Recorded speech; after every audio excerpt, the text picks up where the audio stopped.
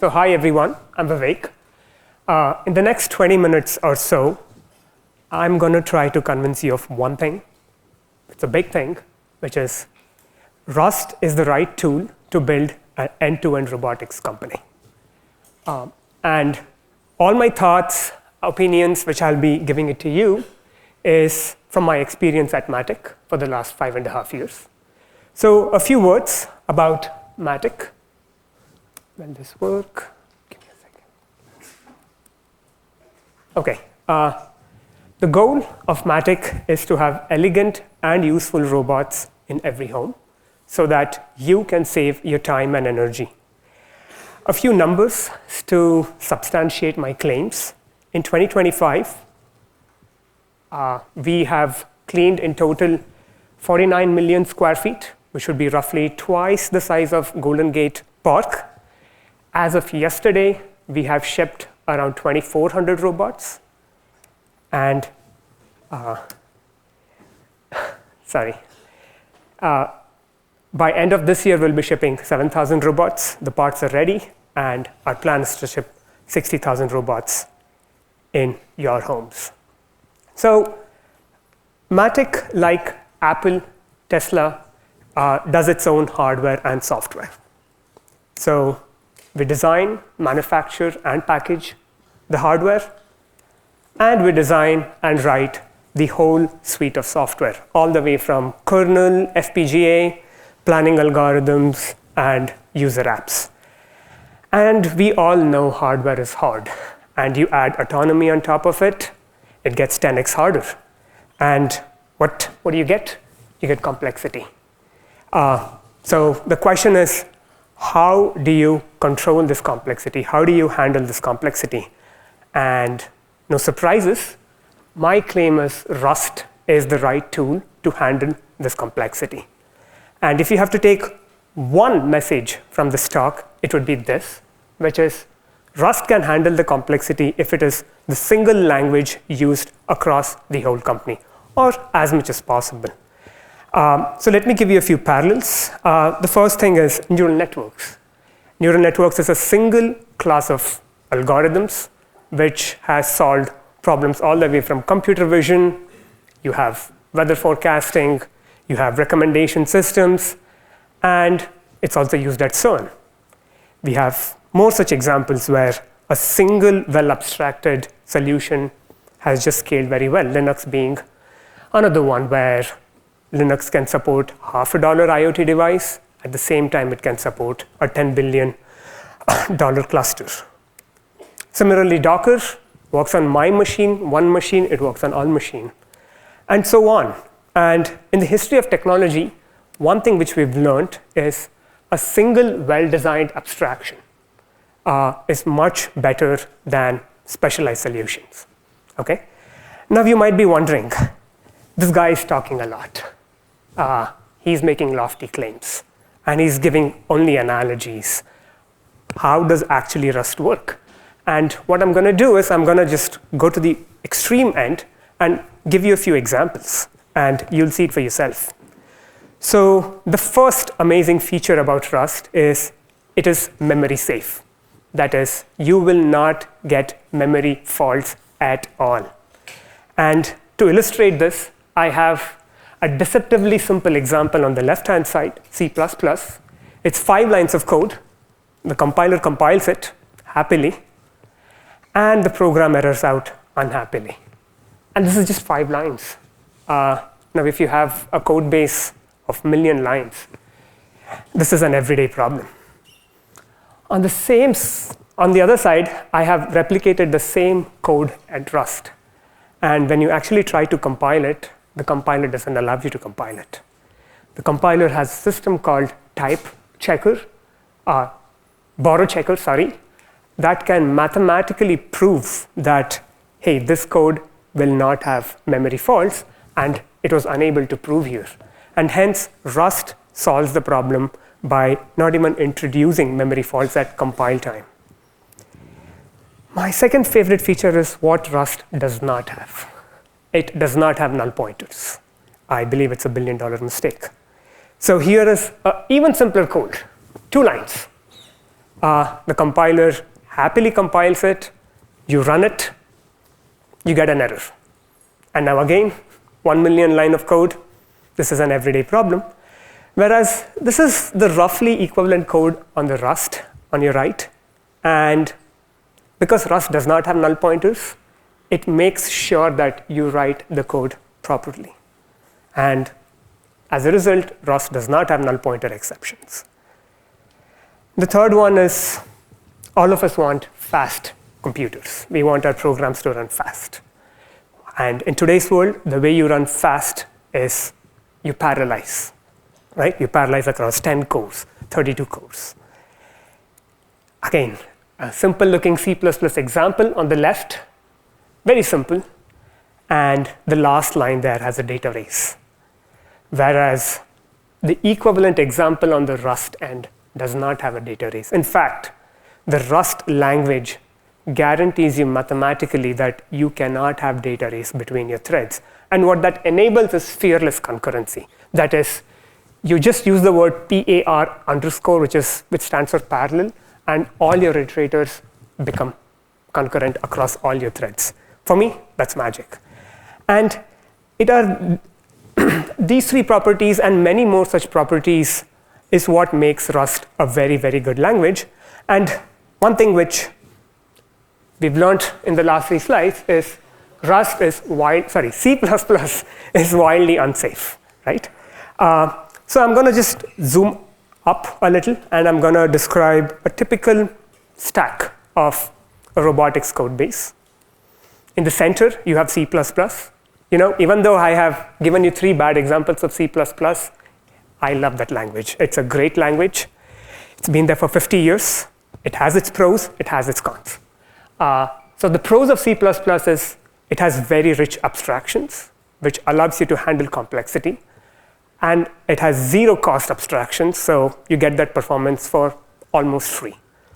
The cons is it's unsafe. It turns out that it's too heavy for bare metal. So microcontrollers, it's hard to put C++ in that. And it has a very poor toolchain.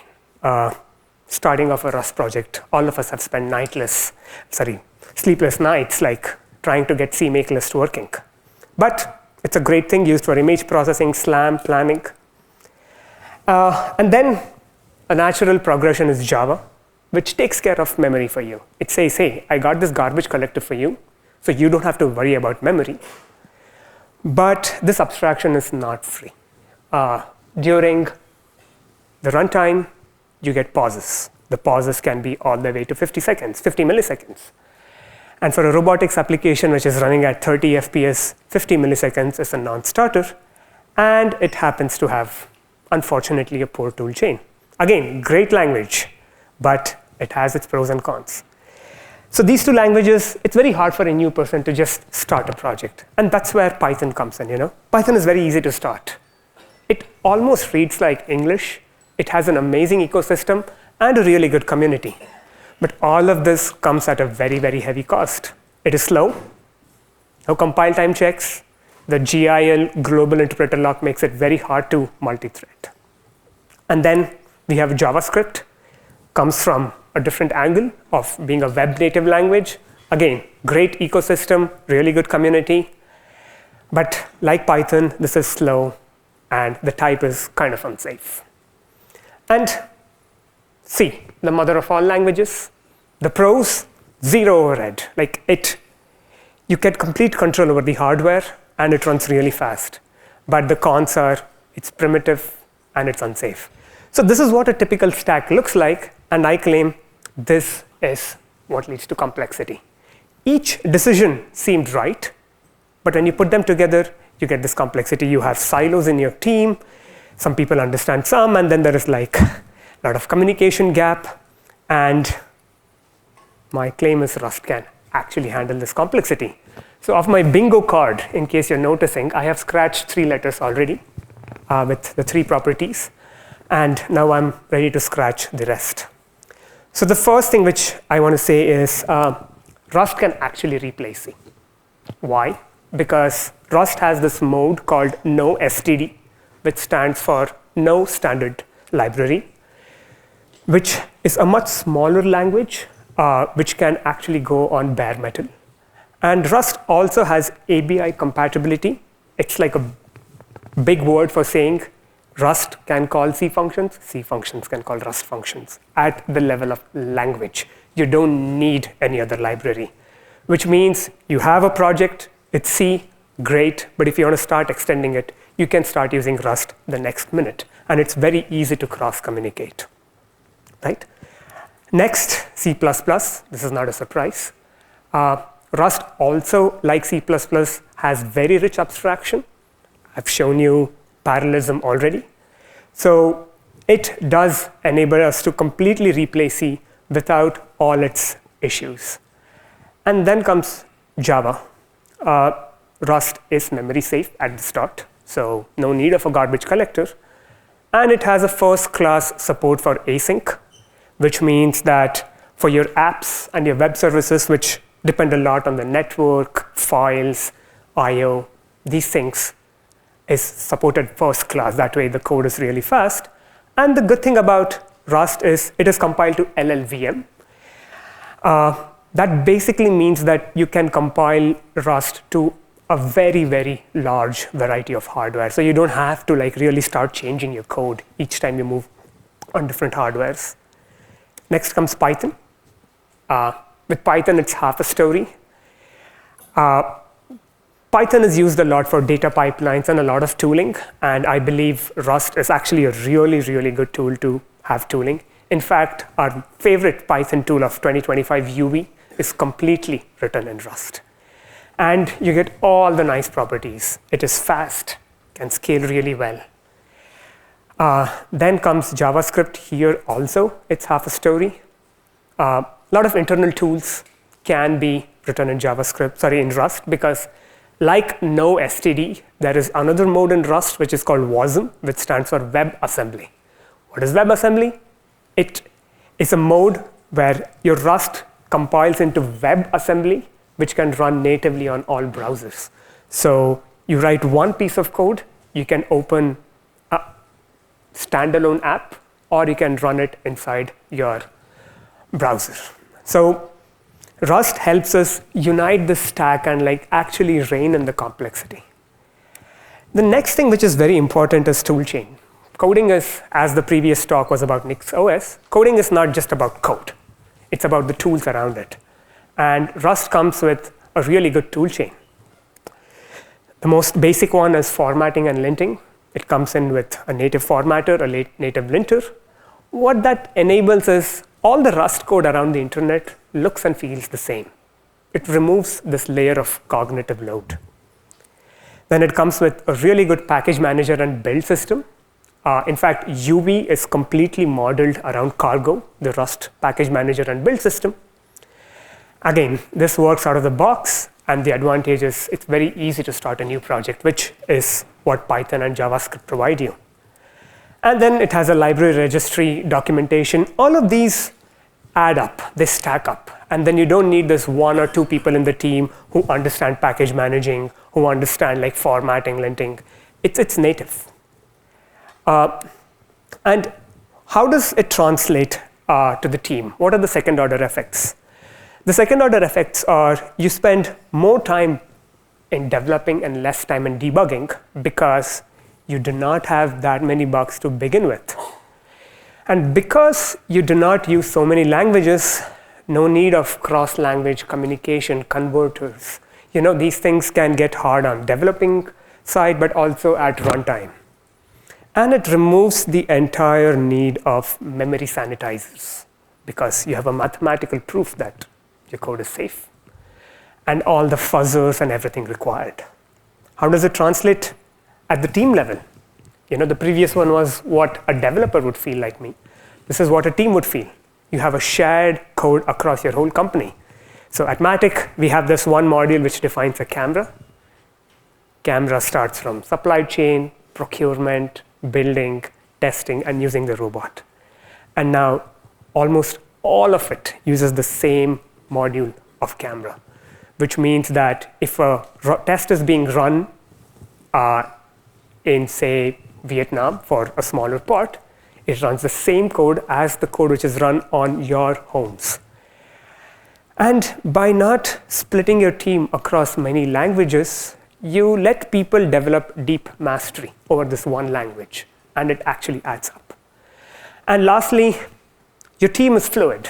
That is, if one team has strict deadlines, it's relatively easier to take someone else and actually meet the deadlines instead of like trying to go to the recruiter and, this is much easier. So, since I have scratched all the cards of my bingo, I have proved that Rust actually handled this complexity. And this is how we were able to handle the complexity at Matic and deliver a 10-on-10 consumer experience to all our users so that you can have elegant and useful robots in your home. And yes, of course, we are hiring. We are primarily scaling. And yeah, please catch me after the talk. Happy to answer any question. And yeah, thanks a lot.